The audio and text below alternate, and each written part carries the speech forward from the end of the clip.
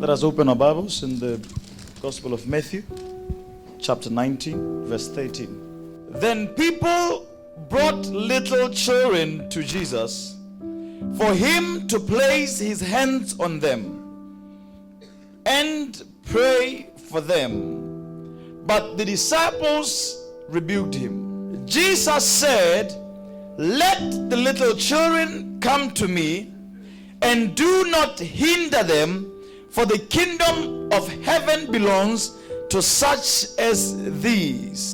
What does this say to you? When we approach God, we ought to be like little children, willing to learn, willing to obey. Little children have no choice when they have parents. Where their parents live, the house they live in, children cannot choose and say, "We don't want this house, mommy, daddy. We want to go and live there.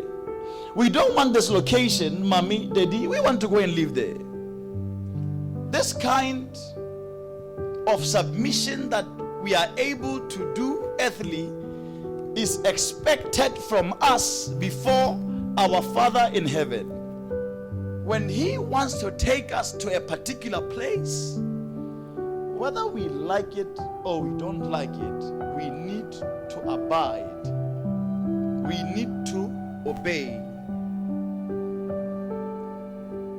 Life on its own is full of lessons, and we cannot choose which ones we will take and which ones we will not take.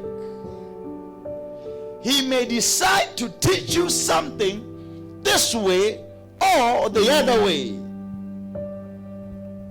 And if you realize that it is God who allowed it, who are you to stand against the Lord?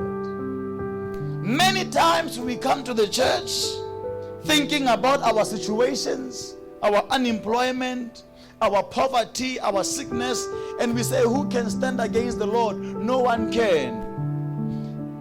In the sense that unemployment must be broken today, that poverty must be broken today.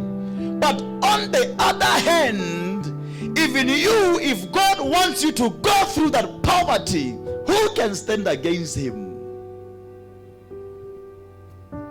Even you, if God wants you to learn a lesson through divorce, sickness, pain, who are you to stand against him?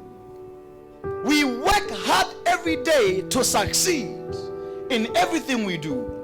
Is it our marriages? We work hard. We want to succeed in our marriages.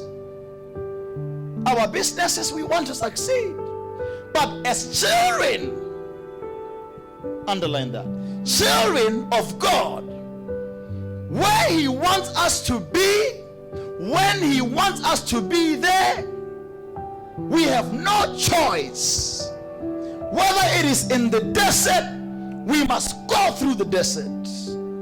The Bible says the children of Israel were taken from Egypt to Canaan, but God gave them the longer route, whereas there was a shortcut. They could not stand against the Lord. If he decides, he decides. Even today, if you are sick in your body and the Lord decides to heal you, who can stand against the Lord? So you will be healed. If he decides to bless you, who can stand against the Lord? No one. That is why many may reject you. Many may speak bad about you. But when the Lord has decided to raise you, nobody can stand against not you but the Lord. At the same time, if the Lord wants to bring you down, to humble you, take away pride, if he decides again, nobody can stand against the Lord. The kingdom of heaven requires such people as little children.